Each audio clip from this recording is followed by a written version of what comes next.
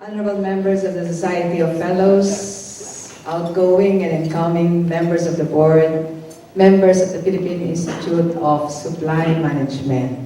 Magandang hapon po sa inyong lahat. Alam niyo po, excited ako nung nakikinig ako kay Ricky dun sa mga ng konting maikling profile tungkol sa organization niyo. At nung naintindihan ko po, supply management. Sabi ko, sayang. Sabi niya, bakit? Sabi ko, bakit kayo lang? Dapat nagre-relate kayo, nagko-connect kayo with the government procurement practitioners. Because I think one way of, alam niyo naman, ang passion ko talaga gobyerno lang. One way of really reaching out is really working with those inside government who are really holding the affairs of the society, of the country. Okay? Well, of course, for me, it's always exciting to work with people who work in supply management. If you're in government, you will be the most sought after. Diba? Meron pong biruan dyan eh. Pag doon daw sa mga nightclub, meron lang daw iilang incidents na yung mga babae ay tumatayo at nagmamadaling magbukas ng pintuan. Dalawang professions lang daw. Either the engineer or the supply officer. No? Diba? Nagmamadali daw silang magbukas ng pinto. Kaya lang medyo nalulungkot din po ako. Kasi nung pagpasok ko po, when upon entering the hall, I look at the signage outside. How do you call this one? The mission and vision, like that. And I said, buti pa sila masyadong organized. And also, I saw their social responsibility, ethical leadership, or whatever, something like that. And I said, I felt like parang medyo malayo yung counterpart niya sa government. And I felt so sad. No? I felt so sad. Sabi ko parang ang layo. How I wish I have the same room with the same group of people working on supply management, but this time in the government. And I hope that the supply people in government will be the one talking about their own mission and vision, and talking about their own activities, and talking about their own programs. Sadly, inside government, supply people talk about contracts, kickbacks, bribes, and how do we facilitate things. Kaya nga meron tayong tongpats, meron tayong porsyento, at kung ano-ano pa, no? So it makes me a bit sad. Now, I started in COA in 1984, resigned in 2006. I never thought that I'm going back to government again. When I resigned in 2006, I thought that was the end of a public career. At itinapon ko lahat ng working paper ko with the thought that I will never work again in the area of governance and fighting corruption. Pero siguro talaga may mga taong ipinanganak na kakambal ang ganitong kapalaran.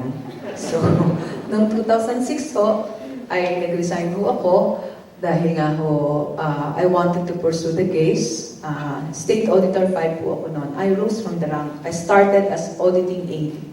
It was very, very interesting to find out. When you are, galing po ako sa probinsya eh. I'm from Tayabas, Quezon. So, in the province, maraming sasabihin ng nanay mo, anak, mag-accounting ka. Kasi malaki ang pera dyan malaki ang kita ng mga accountant, di ba? So, talagang pinagkahirap-hirapan mong mapaaral ka ng accounting at pagkatapos nag-review pa kami. And during our review, iinom pa kami ng Catavit, yung gamot para wag kang makatulog. Para lang wag magsara yung mga mata namin so I can finish the reading materials. And upon passing the board, ako pala yung pupunta lang sa gobyerno, di ba? But I have naman a choice. I have a choice. Siguro talaga true love ako sa government. And my father, he feels like there's no public service as in government service. So I joined the government na.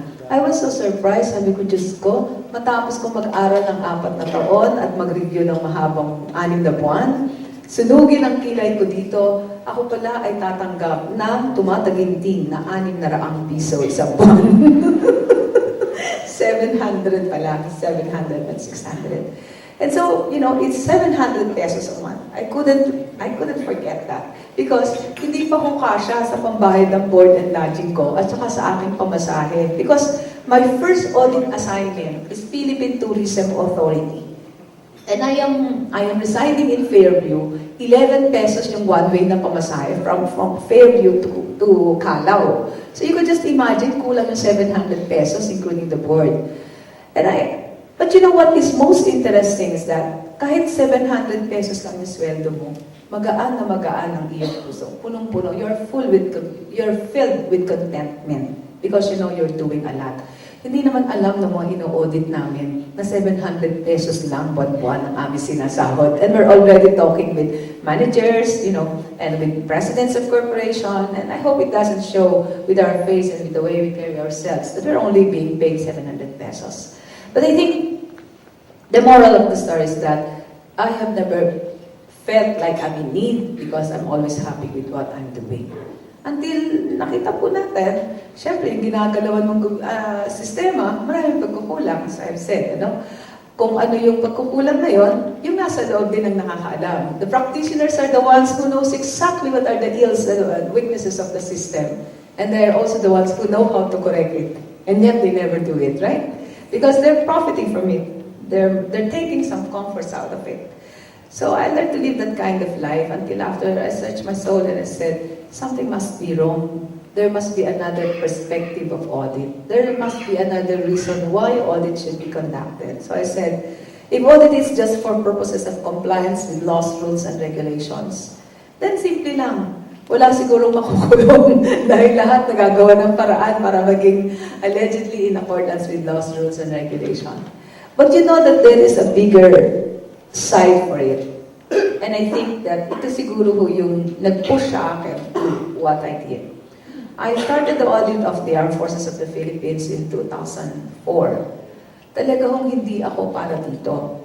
I was then assigned at the Office of the President, sa Presidential Chief of Staff, doing some lifestyle check. O, diba? Kami yung unang nagsimula ng lifestyle check against the Bureau of Internal Revenue Personnel, the Bureau of Customs, and the Department of Public Works and Highways. No? Marami lang ayaw tumingin sa akin. Okay.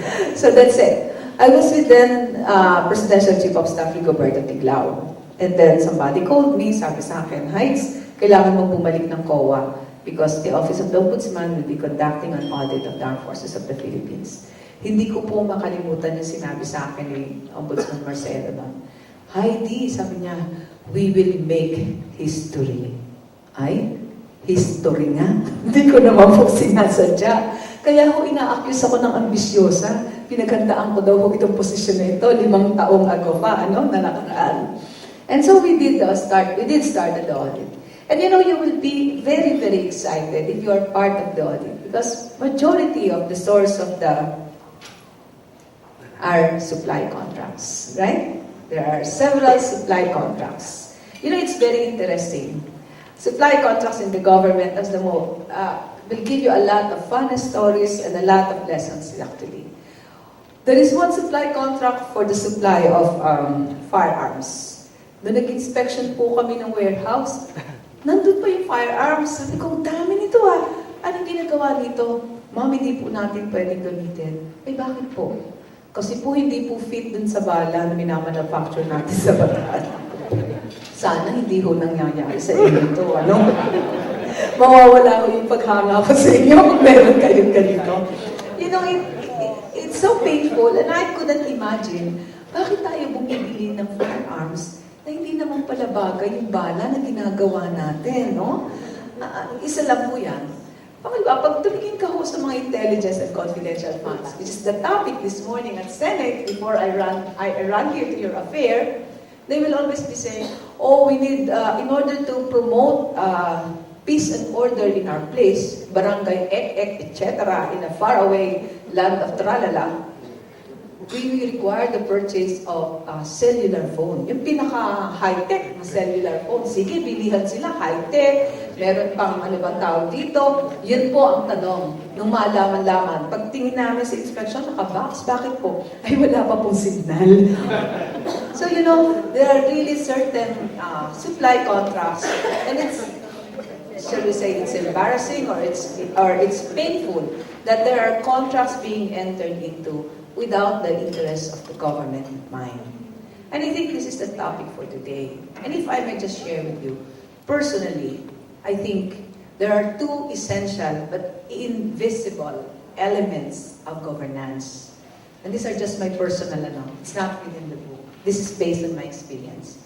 One, of course, is citizenship. And I couldn't help but discuss governance with citizenship. I think each of us in the room should never forget that we are first citizens before we become procurement practitioners. For the auditors, I'm always telling them, you are first a citizen before you become an auditor. So that means to say, once you are given an office order to conduct an audit of a certain local government, you're not doing so in compliance to an assignment order. You're doing so because you are a stakeholder. You being a citizen first before an auditor. And so I think my message is plain and simple. That let me just remind you that we are all citizens of this country and we are all, unfortunately or fortunately, we only have one country. Kahit po tayo magpabalik-balik abroad, we're all going back. Now, as citizens, dapat nakikita natin na yung pangangailangan natin, hindi lang nagtatapos sa sarili nating pamilya. Yung ating pangangailangan ay should go beyond the needs of the family. And I think this is my passion. You know how I was reared up by my father? My father is a policeman, doon po sa bayan ng Tayabas. At lagi ko po kinikwento, pag binibigyan po kami ng baon, although hindi ko po ito na-realize nung buhay pa siya, nung patay na sa ako naalala, hindi ko kami inaabutan ng baon na i-handle sa'yo, hindi po ganon. Pupunta ka po dun sa room niya. And then since na lang naman kami, meron pong isang lata doon, meron pong lata, there's a can full of coins, and all you have to do is to pick up your share. Ang tanong ko po, there are lots of coins in that can, but I was never tempted to get more than my share. And now if I can recall, I said, bakit kaya hindi ko sinobrahan yung coins ko? Or bakit hindi ko sinobrahan yung dapat kong kuhanin? It is because of the realization that if I will get something in excess of my share, a brother or a sister will be deprived of a meal. Sana ho, kung ganito rin ang tingin natin, at malalaman natin, we are reminded that we are all citizens, and we are all stakeholders in this country, then that means na kung ano po yung kinukuha natin is an extension of ano rin ang pangangailangan ng nasa kabilang line. So you are supply managers, and you know very well, syempre you are indeed holding some power. I know very well that the suppliers will be running after you.